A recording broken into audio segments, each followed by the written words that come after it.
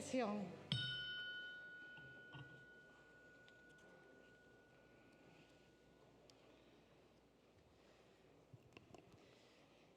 Invito al presidente del Congreso de la República, señor Francisco Rafael Sagasti Hausler, a prestar el juramento de ley.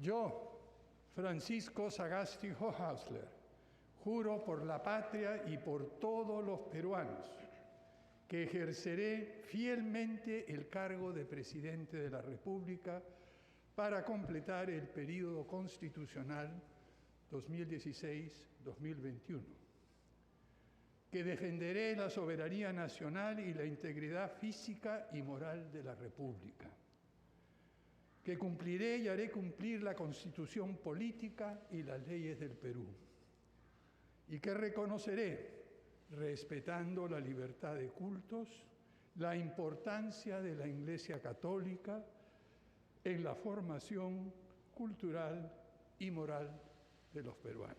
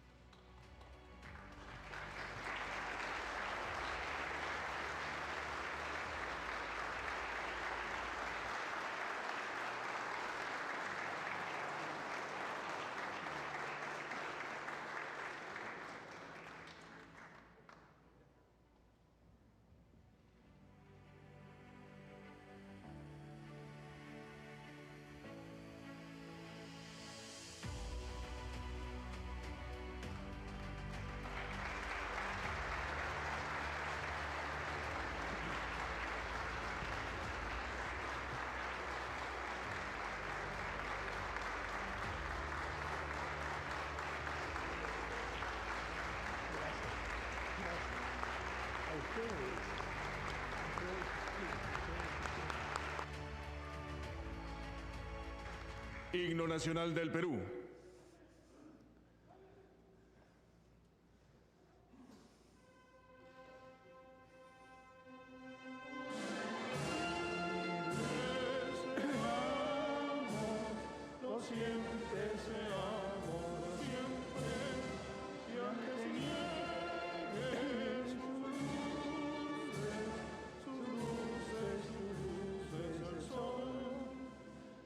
Faltemos al voto solemne que la patria eterna elevó.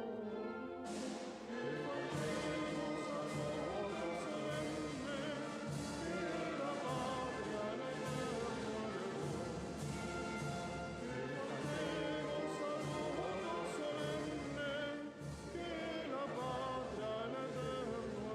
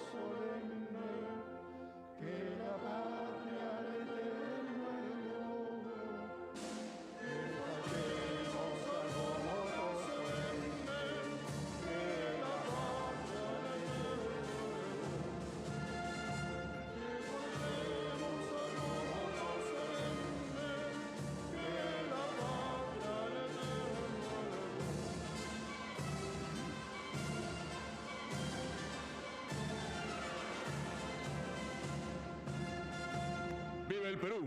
¡Viva!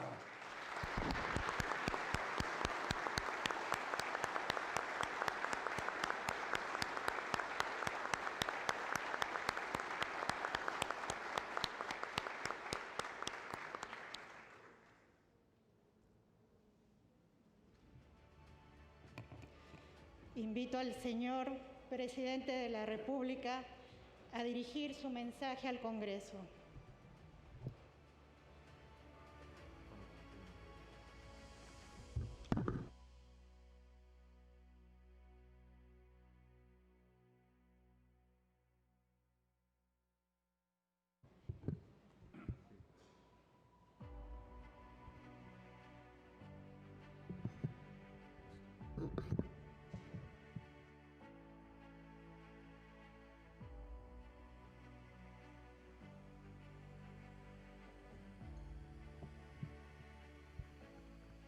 Señora Presidenta del Congreso, señor Presidente del Poder Judicial, señor Arzobispo y Primado del Perú, señores Vicepresidentes del Congreso de la República, señor Presidente de la Junta Nacional de Justicia, señor Defensor del Pueblo, señor Jefe de la Oficina Nacional de Procesos Electorales, señora Jefa Nacional del RENIEC, señor Contralor General de la República, señores parlamentarios andinos, señor Alcalde de Lima, señor Jefe del Comando Conjunto de las Fuerzas Armadas del Perú, señores Comandantes Generales de los Institutos de las Fuerzas Armadas, señor Decano del Cuerpo Diplomático, señoras y señoras congresistas,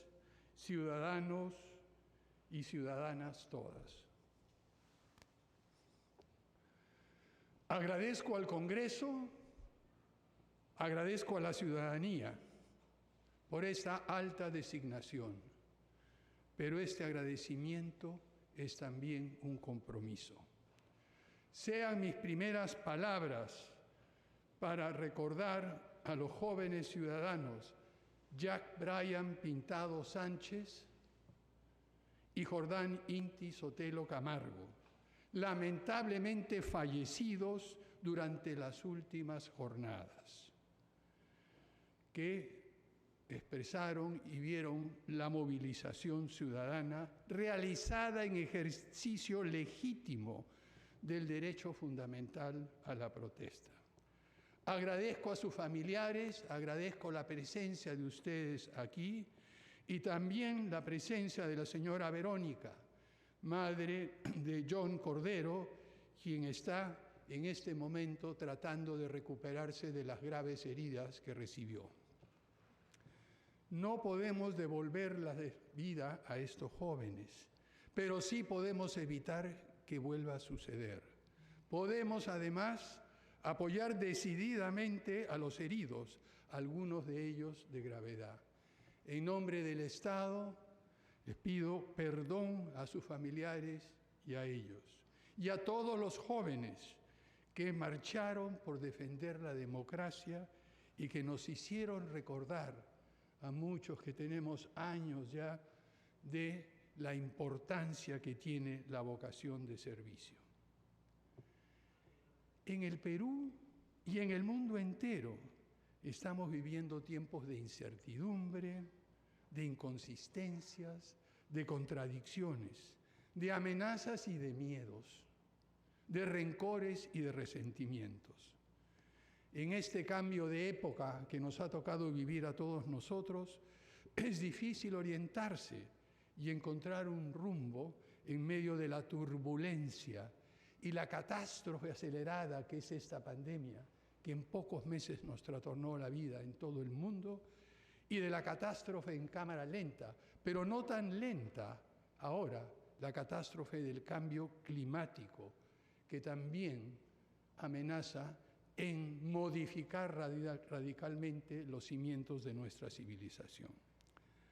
En estos momentos de crisis sin precedentes, y agudizados por estas catástrofes y por los problemas que tiene nuestro país, los problemas económicos, de salud, sociales y de seguridad, es fundamental, es absolutamente necesario mantener la calma, la tranquilidad y la ecuanimidad. Pero no confundamos esto, por favor, con pasividad, con conformismo o con resignación. Por el contrario, tomemos estos tiempos turbulentos como un llamado a la acción, al compromiso de todos nosotros, peruanas y peruanas, de buena voluntad para cambiar esta situación y salir de la crisis. Para esto es hora de asentarnos sobre el extraordinario legado que hemos recibido de nuestra historia. Una historia riquísima, por supuesto con claroscuros, con triunfos y también con derrotas. Pero también, y eso es lo más importante, con un indesmayable sentido de optimismo y de fe en nuestro futuro. Es este sentido de optimismo el que nos ha permitido superar catástrofes que hemos vivido anteriormente, días aciagos en nuestra historia, violencia insensata y excesos que hemos y estamos pagando muy caro en términos de oportunidades perdidas. Pero mirémonos a nosotros mismos. Empecemos reconociendo que con muy honrosas excepciones, durante los últimos años, nuestra clase política, es decir, muchos de los que estamos aquí, entre otros, entre muchos otros, no hemos estado a la altura de los grandes desafíos que hemos y estamos enfrentando. No hemos sabido escuchar y responder a las legítimas aspiraciones de la gran mayoría de peruanos y peruanas, a demandas de reconocimiento y de dignidad, de igualdad de trato y de oportunidades para todas y todas, de caminos hacia el progreso para todo el país. Debemos, queridos compañeros congresistas, remediar esto con un sentido de urgencia, dejando de lado los rencores y los resentimientos, aceptando que es indispensable trabajar juntos y reconociendo que solo con humildad y generosidad podremos reiniciar nuestra travesía por un camino que intuyeron los próceres de la independencia. Y este camino nos debía haber llevado a fundar una república de iguales, que reconozca nuestra identidad diversa y pluralista, pero que al mismo tiempo es integrada con un propósito común: la libertad, el bienestar, la igualdad y la prosperidad para todos y todas. Es hora de empezar a tomar en serio, a pocos meses del bicentenario de nuestra independencia, la promesa de la vida peruana que nos hablaba el maestro Jorge Basadre. Es hora de cumplir la promesa de la vida republicana que hemos defraudado durante 200 años. Durante los últimos años y sobre todo en el último quinquenio, la política ha sido muy destructiva y muchas veces los diversos actores no hemos actuado como contendores, como rivales, sino como enemigos irreconciliables. Los hechos ocurridos durante los últimos días nos los han puesto en evidencia una vez más. Pero la política no tiene ni debe ser así. La política democrática, el ejercicio de la vida política debe responder al esfuerzo de encontrar consensos o caminos compartidos, empezando esta búsqueda, iniciándolo desde diferentes puntos de diferentes lugares, pero al final llegando a un acuerdo operativo, práctico, acerca de lo que es mejor para el bienestar de toda la ciudadanía y de la República. En este sentido, Debemos recordar que los mecanismos de control político que son necesarios en todo régimen constitucional y democrático no deben afectar la estabilidad del país ni sumirnos en una tras otra crisis política. Esperamos también que el próximo pronunciamiento del Tribunal Constitucional permita poner en la agenda un mejor uso de los pesos y contrapesos entre los poderes del Estado que consagra nuestra Constitución.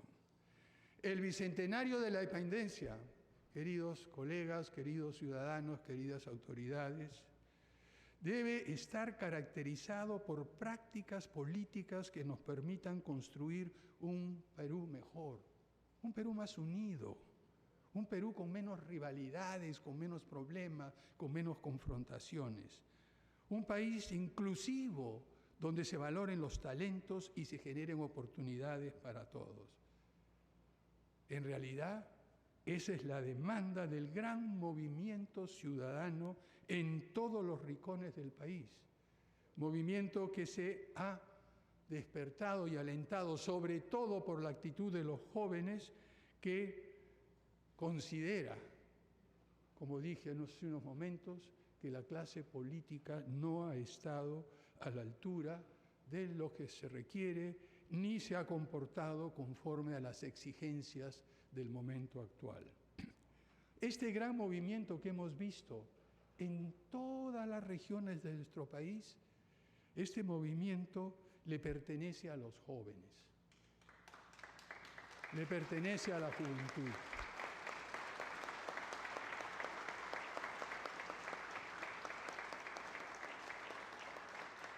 Le pertenece a la generación del Bicentenario que se han convertido todos estos jóvenes en protagonistas que nos reclaman representación y espacios de participación política, porque para que la política cambie también necesita de los jóvenes. El costo ha sido muy alto y siento una vez más, y nos arrepentimos una vez más, que haya cobrado las vidas de Jack Bryan y Jordan Inti. Si alguna capacidad de rectificación tiene la clase política, el sacrificio de estos jóvenes debe marcar un hito para que cambiemos la forma tan nociva en que hemos estado ejerciendo la política.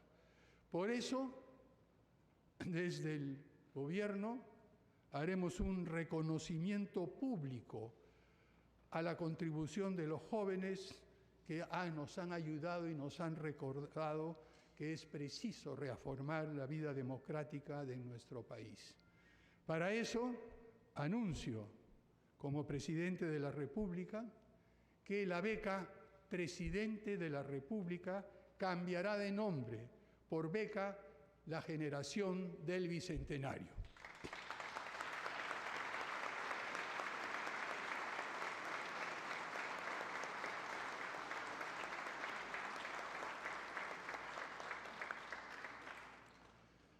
Pasando a una confidencia personal, a los 72 años de edad, a la tierna edad de 72 años, decidí conjuntos con otros ciudadanos y ciudadanas participar en la creación de un partido político desde abajo, consciente del esfuerzo que toma hacer esto. Hoy nos toca a los políticos ser parte de la solución de los problemas que en gran medida hemos creado nosotros mismos. Acerquemos la política a los jóvenes, creemos los espacios, las plataformas para ellos, escuchemos su voz. Es necesario que todos los partidos políticos se esfuercen en canalizar las demandas, las necesidades, las aspiraciones y la visión de futuro que tienen los jóvenes en nuestro país.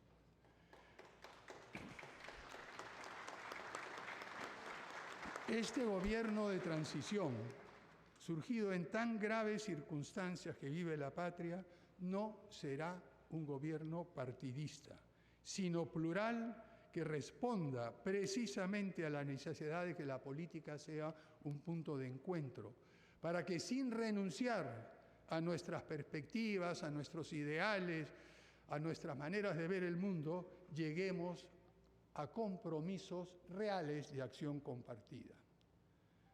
Quisiera referirme brevemente a los desafíos que hemos visto que enfrenta este gobierno de transición en el futuro inmediato. Estos desafíos, el primero de estos desafíos es asegurar que las elecciones convocadas para el mes de abril se realicen sin contratiempos y sean absolutamente limpias.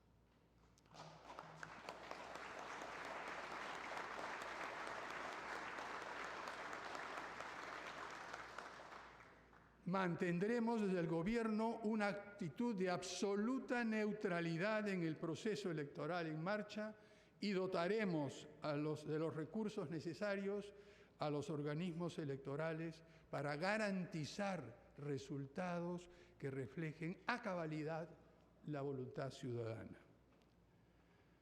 Asimismo, en segundo lugar, debemos enfrentar la grave crisis económica y de salud originada por la pandemia. Debemos reconocer que, a pesar de las dificultades, somos aún una sociedad con reflejos sanos,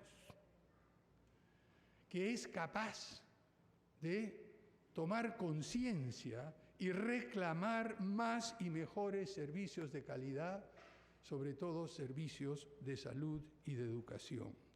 Debemos aprender de las lecciones de la pandemia en materia de salud, en materia educativa, en materia de innovación, de las cuales hemos sido testigos durante los últimos meses y semanas. Pero para ello es fundamental mantener este esfuerzo, esta contribución que el conocimiento, la ciencia, la tecnología y la innovación en esta época de la cuarta revolución industrial, en esta época de la sociedad del conocimiento, hace y tiene que hacer para mejorar la calidad de vida, mejorar la condición humana en todo el mundo. En este sentido, el Gobierno se compromete a fortalecer la gobernanza y la institucionalidad de las actividades de ciencia, tecnología e innovación en nuestro país, ya que, como dicen los jóvenes en las redes sociales, sin ciencia y tecnología no hay futuro. Actuaremos también en el ámbito de seguridad ciudadana, algo que es extremadamente importante, como nos ha demostrado los últimos sucesos y situaciones.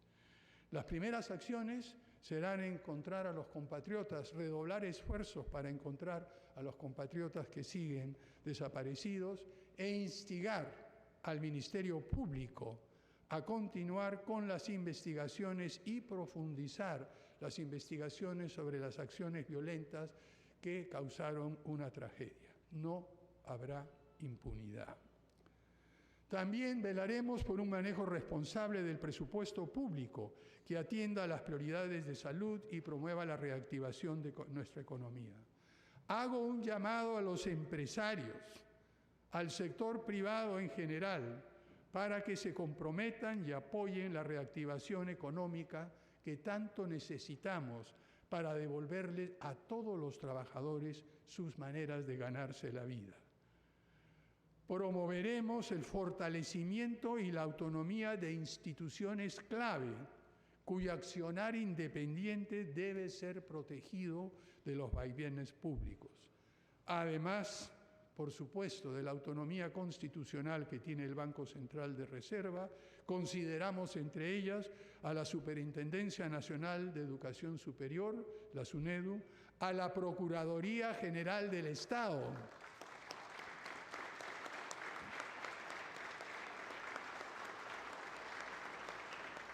y también al Instituto de Radio y Televisión del Perú, para que refleje con veracidad la situación de nuestro país y emita y publicite, haga pública la opinión y los diferentes puntos de vista de toda la ciudadanía y no del gobierno.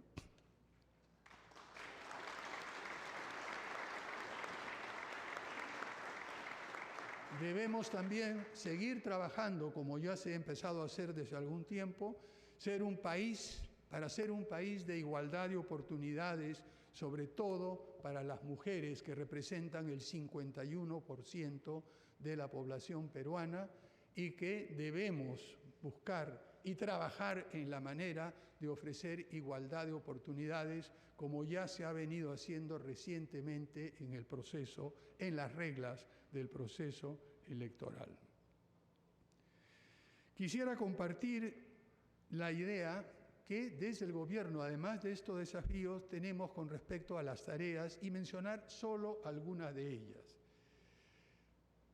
Somos un gobierno de transición, un gobierno de pocos meses, que también estará marcado por un proceso electoral. Estamos en una situación similar a la que tuvimos hace 20 años.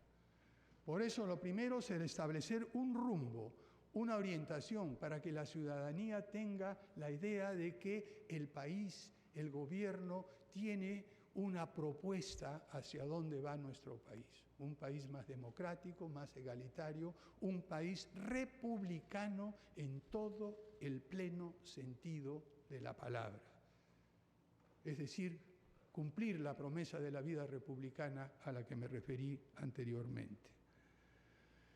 Esto tiene que establecer un rumbo para el Estado, para el sector privado, para la sociedad civil y también para las organizaciones del conocimiento y la innovación.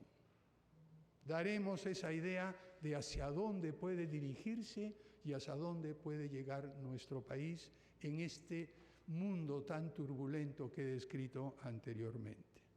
En segundo lugar, somos muy conscientes del tiempo limitado, como dije anteriormente, y de la necesidad de concentrar esfuerzos en algunos temas que mencionaré más adelante, que son temas que asumirá el gobierno con toda seriedad y con todo compromiso. Y en tercer lugar, el otro tipo de tarea que tenemos es sentar las bases para que el gobierno del Bicentenario, el gobierno que empiece funciones el 28 de julio del 2021, encuentre al país ordenado y en condiciones de avanzar hacia la prosperidad y el bienestar. Pero simplemente, sé que ha habido algunas inquietudes y preguntas, déjenme mencionar brevemente algunas de las tareas inmediatas en las cuales concentraremos esfuerzos. Por supuesto, la primera es la que nos afecta a todos, la lucha contra la pandemia. Haremos lo posible por reducir el incremento de los contagios, pero buscando eso que es tan difícil, un balance de reducir los contagios sin afectar severamente la economía.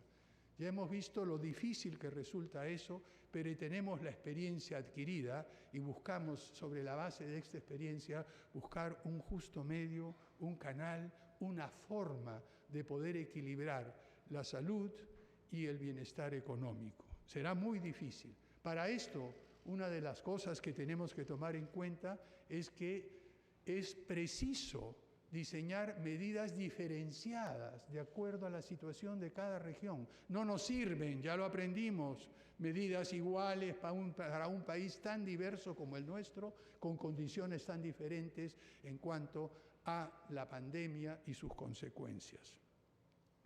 Pondremos en práctica también medidas de emergencia para ampliar y mejorar la atención de los servicios de salud y para la medicina preventiva y también recuerdo que acá tenemos muchos médicos en nuestro Congreso que han insistido a lo largo del tiempo y queridos colegas médicos, hemos escuchado desde el Congreso muchas veces eso y desde el Ejecutivo pondremos en práctica los consejos, las recomendaciones y las ideas que ustedes nos han hecho llegar muchas veces en debate en este mismo recinto. También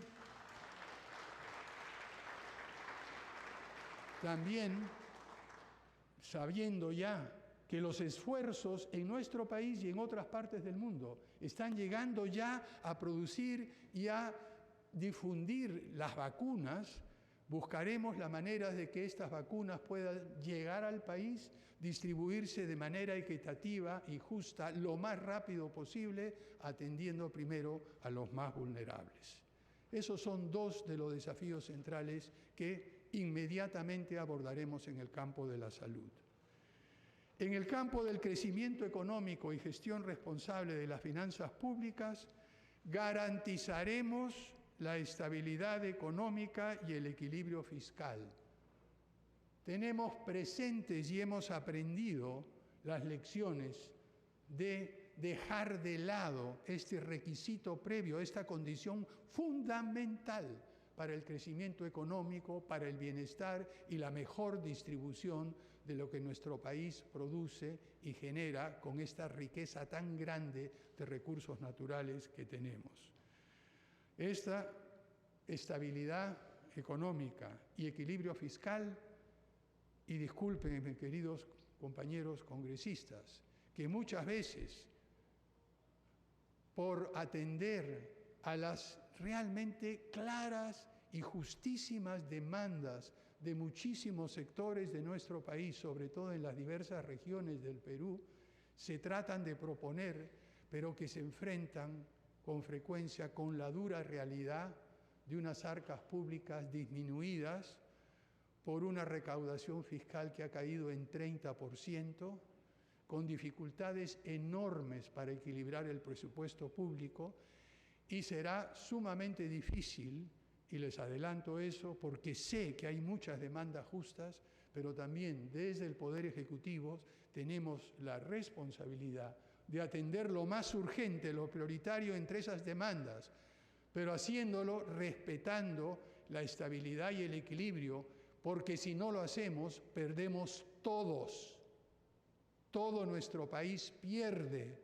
Al perder la estabilidad económica tendremos desempleo, inflación, como ya lo hemos vivido anteriormente. Y en segundo lugar, trabajaremos con el Congreso para completar la discusión y la aprobación del presupuesto público, que ya lo tenemos en este momento dentro del Congreso, ya está en discusión. La idea es que este presupuesto sea financiado y equilibrado, y sobre todo lo que nos preocupa, y sé que les preocupa a muchísimos de ustedes, sobre todo aquellos en las diversas regiones de nuestro país, mejorar la ejecución presupuestal en todos los niveles de gobierno. Estamos desde ya ideando qué mecanismos podemos emplear para apoyar a los gobiernos regionales, a los gobiernos locales, en la tarea de ejecutar bien, sin desperdicio, señor Contralor, sin corrupción, bien y rápido el presupuesto que tienen asignado y que en muchas oportunidades se queda sin ejecutar y revierte al Tesoro Público. Una tercera prioridad puntual tiene que ver con la recuperación de la educación. Sabemos que por diversas circunstancias hemos perdido, y muchos jóvenes y niños han perdido meses de educación. Los han perdido por la interrupción de las clases, por la imposibilidad de las clases presenciales, pero también por las dificultades y problemas encontrados en poner en práctica programas efectivos de educación a distancia. En este sentido, otro compromiso: completaremos el proceso de adquisición, distribución y de equipos informáticos, y también, y eso es lo clave, y aquí lo hemos escuchado en el Congreso y en diferentes comisiones, hemos escuchado que solo el 40% de los hogares en nuestro país tiene acceso a Internet, este recurso esencial para poder tener clases remotas, clases a distancia y poder trabajar con Aprende Perú. Y esta diferencia en las zonas rurales es aún más pronunciada, porque solo un porcentaje menor al 10% de estos hogares tienen acceso a Internet. Pondremos prioridad y creemos que es posible muy rápidamente, haciendo converger las voluntades del sector privado, del Estado, de los organismos reguladores, del Ministerio de Economía y Finanzas, del Ministerio de Transportes y Comunicaciones, de organizaciones de la sociedad civil, de instituciones académicas, poner en marcha un plan acelerado para expandir este acceso a Internet de la manera más eficaz y rápida posible.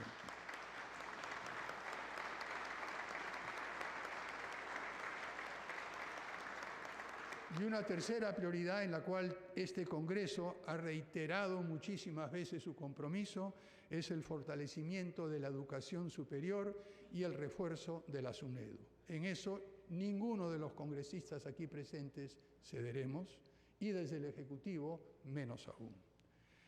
La cuarta prioridad concreta tiene que ver con la lucha contra la corrupción.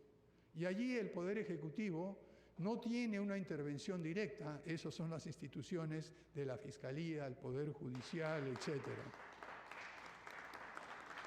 Apoyaremos el trabajo de los equipos de fiscales especializados de la lucha contra la corrupción, venga de donde venga y esté donde esté. Fortaleceremos a la unidad de inteligencia financiera, esa es una iniciativa de muchos de mis antiguos colegas de bancada, para luchar contra el lavado de dinero proveniente de actividades ilícitas. Y desde el Gobierno actuaremos con transparencia total en todas las instancias, con, eso sí, las entendibles excepciones de defensa nacional y orden interno.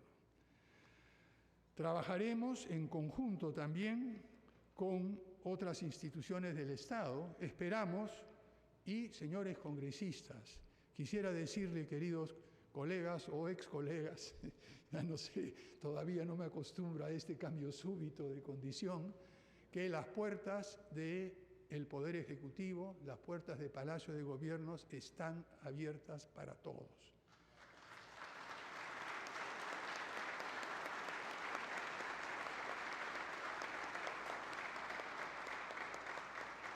Esperamos verlos allí, los invitamos ya, escucharemos sus planteamientos, trabajaremos juntos, pero eso sí, sin esperar de nuestra parte que en alguna forma el Congreso abdique su función de fiscalización, para la cual nos someteremos a cualquier acto de fiscalización que el Congreso tenga a bien plantear.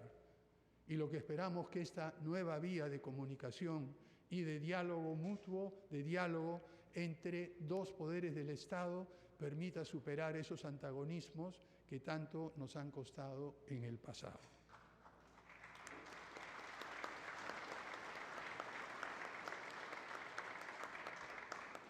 Pero ya terminando, apreciados colegas, apreciadas autoridades, queridos ciudadanos todos que nos están escuchando y viendo,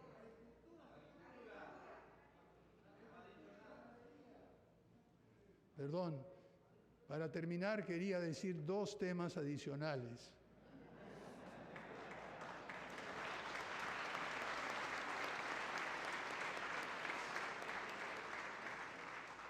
El primero tiene que ver con el objetivo de la agricultura, la alimentación.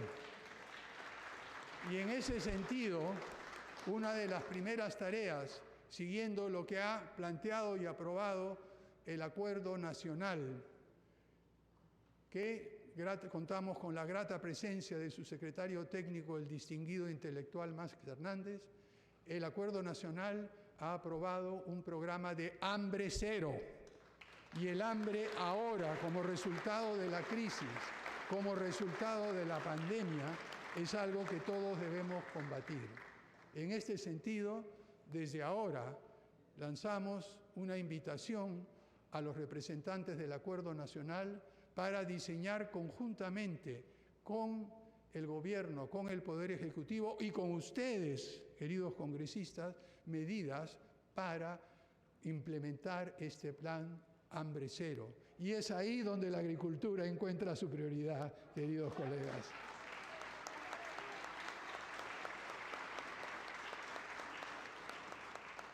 Decía que me faltaban un par de puntos. El siguiente punto que creo que es sí fundamental. Ya me han escuchado hablar de los problemas de nuestro país, de la clase política, de la desconexión que hay entre la ciudadanía y sobre todo entre los jóvenes y los que somos actores políticos. El desafío y la tarea central de nuestro gobierno es devolverle la confianza a la ciudadanía. Devolverle la confianza a los jóvenes que nosotros, quienes estamos involucrados en política y que nos hemos olvidado a veces de aquellas aspiraciones que teníamos todos nosotros cuando jóvenes, cuando salíamos a protestar, cuando participábamos en actos de reclamo y de defensa de derechos. Bueno, eso nos lo han recordado los jóvenes. Y esto requiere de nuestra parte una apertura y una disposición a escuchar a todos, haciendo uso del conocimiento y de la evidencia disponible. Todos que hemos sido jóvenes, con el paso del tiempo, hemos aprendido que algunas veces estos reclamos no tenían solución fácil. A veces estos reclamos requerían de un enorme esfuerzo cuya magnitud no veíamos cuando salíamos airados. Por lo tanto, es nuestra responsabilidad escucharlos y transmitirles esa experiencia, ese conocimiento, esa evidencia y encauzar sus aspiraciones, sus deseos y su punto de vista por un camino positivo, un camino que les permita resolver los problemas inmediatos que están reclamando por solución y que nosotros tenemos la responsabilidad como autoridades, como Congreso, como Gobierno, en responder.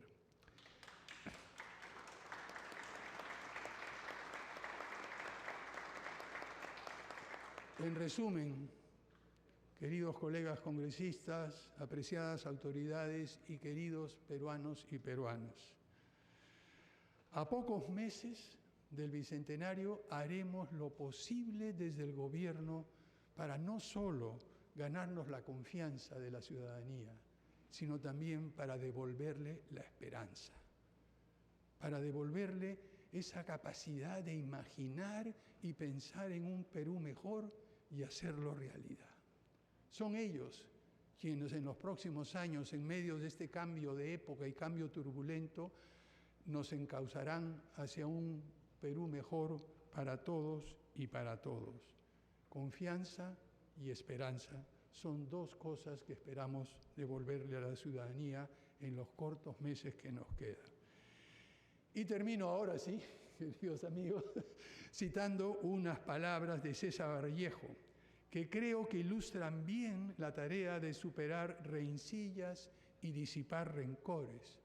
Quisiera compartir con ustedes las últimas líneas de mi poema favorito de César Vallejo, Considerando en frío. ¿Recuerdan ustedes cómo empieza? Considerando el frío imparcialmente. Pero lo que es importante recordar ahora no es solo ese principio, sino cómo termina después de haber descrito las amarguras, la diversidad, los problemas, los rencores, las diferencias, y dice: examinando en fin sus incontadas piezas, su retrete, su desesperación al terminar su día atroz, borrándolo, comprendiendo que él sabe que le quiero, que le odio con afecto y me es, en suma, indiferente. Considerando sus documentos generales y mirando con lentes aquel certificado que prueba que nació muy pequeñito, le hago una seña: viene. Y le doy un abrazo, emocionado. Queridos compatriotas, muchas gracias y ¡que viva el Perú!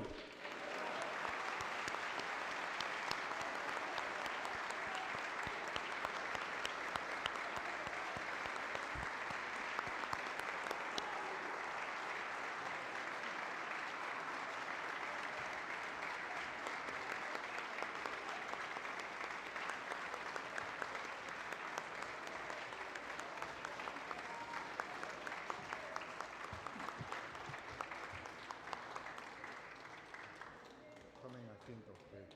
Tomen asiento.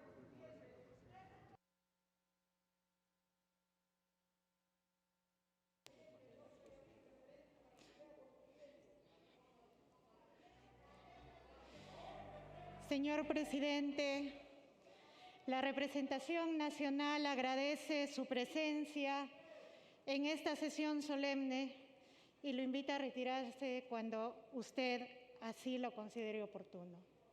Muchas gracias, señora Presidenta. Gracias a todos, gracias compañeros, gracias ciudadanía, gracias a todo el pueblo. Muchas gracias.